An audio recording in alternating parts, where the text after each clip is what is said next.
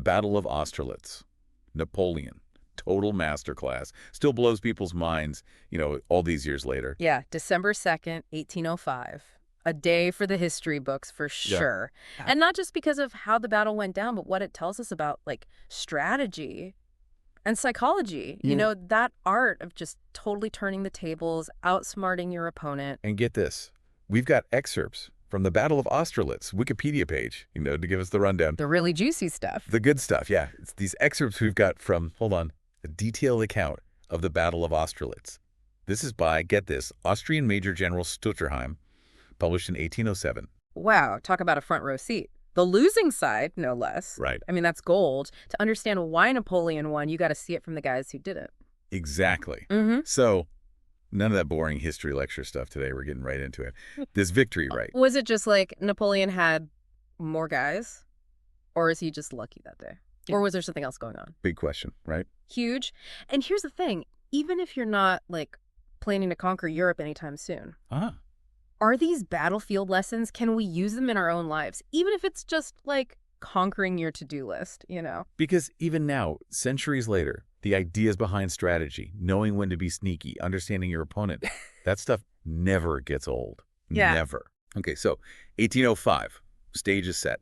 Napoleon's on a roll. Victory after victory. He's already legendary. Right. But you got the third coalition, Austria, Russia, Great Britain. They are not going to let him just, take over Europe. Especially with how he just crushed it in the Ulm campaign. Think about it.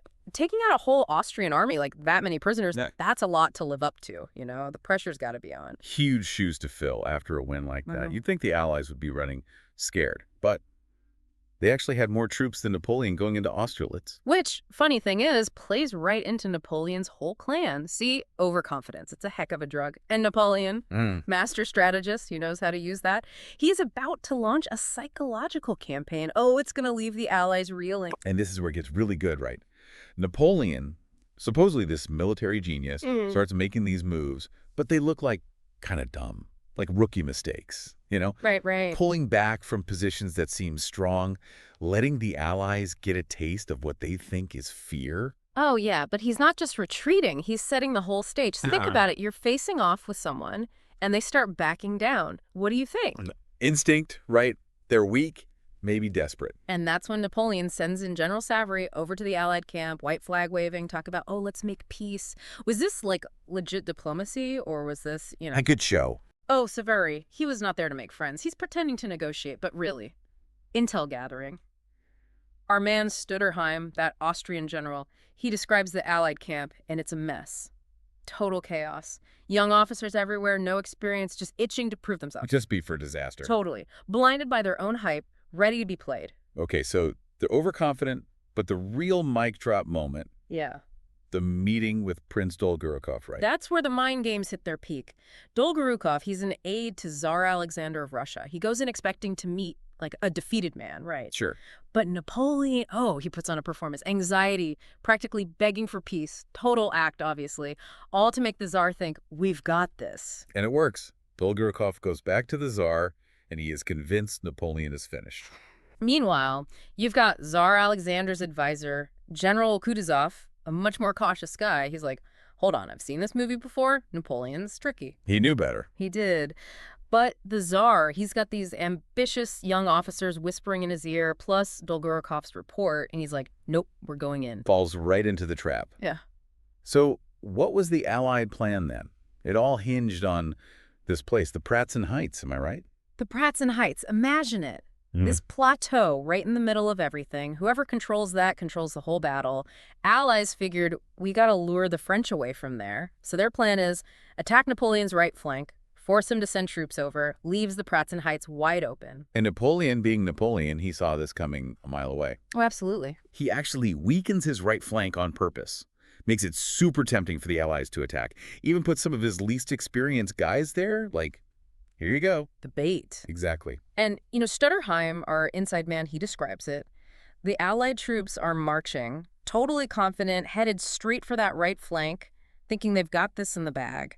They're so focused on this one thing they think is weakness, they miss everything else. But Napoleon, he hadn't actually weakened his center at all, had he? Not a chance. He's got Marshal Soult and a whole bunch of troops hidden just out of sight, waiting for the perfect moment. Oh, man. And that moment comes when the Allies, totally convinced they're about to win this thing, make their move on the Pratzen Heights. So they're going for it, huh?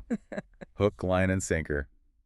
The Allies, I mean. Yeah. They see the Pratzen Heights, think it's theirs for the taking. And why wouldn't they? It looks wide open. They think, this is it. This is how we win.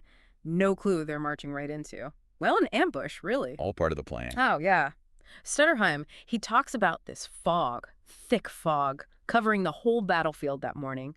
And as the Allied troops, all cheerful, thinking they've got it in the bag, they get up to the Pratzen Heights. The fog lifts. Just imagine that for a second. Oh, man. Like a scene out of a movie or something. What do they see? Right there, like they just kind of popped into existence. Sulzfegakor, full force. And we're not talking a handful of guys, we're talking thousands of French troops ready to go. Talk about a punch to the gut, right? Total reversal. And remember, this is way before radios, before anyone could tell them what was coming. From their point of view, it must felt like the world just flipped upside down. And that's where Napoleon says it, right? That famous line. One sharp blow and the war is over. Bam! He unleashes Soult's Corps, and just like that, momentum shifts. Allies are reeling, totally caught off guard, driven back from the heights, no idea what hit them. That perfect plan they had, confidence, gone. All because of Napoleon right there, that counterattack. But it wasn't just, like, the element of surprise, right?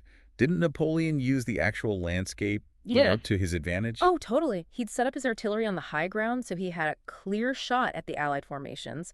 And when the French infantry charged, they're going downhill. It adds to the whole unstoppable force thing, right? I mean, talk about a masterclass in using what you've got. Turn your enemy's weakness into your strength, right there on the battlefield. So at that point, it's pretty much over for the Allies. It's a rout. Their lines break, they're running every which way, and then, of course, there's that whole incident on the frozen lake. Yeah, that's always gotten to me. Was it actually Napoleon who told them fire on the lake?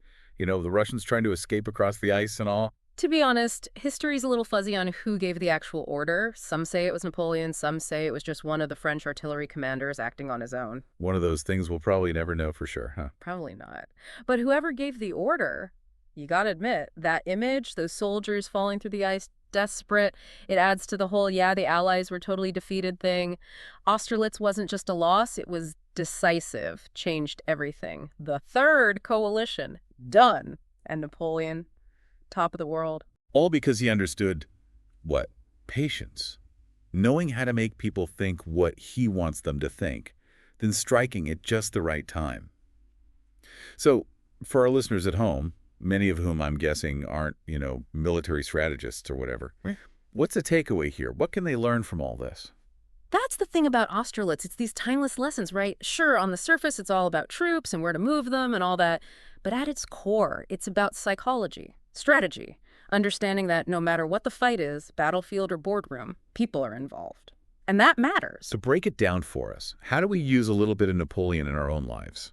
Okay, number one, never underestimate what people see, what they think they know. Remember, Napoleon, he made himself look weak on purpose to make the Allies cocky.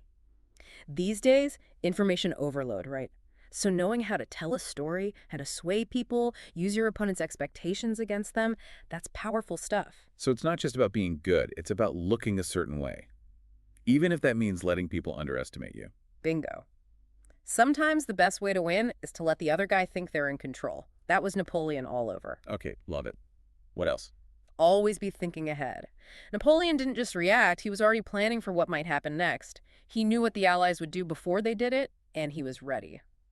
That's strategy right there. So don't just look at the problem, think about what your opponent might do next. Exactly.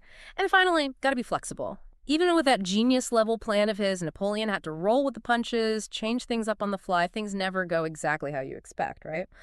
But being able to think fast, adjust, that's what makes a winner. Austerlitz. History, strategy, and a reminder that no matter how much time passes, some things never change. Thanks for joining us for this deep dive, folks. Absolutely. Until next time, keep learning, keep asking questions, and remember, never underestimate a well-timed counterattack.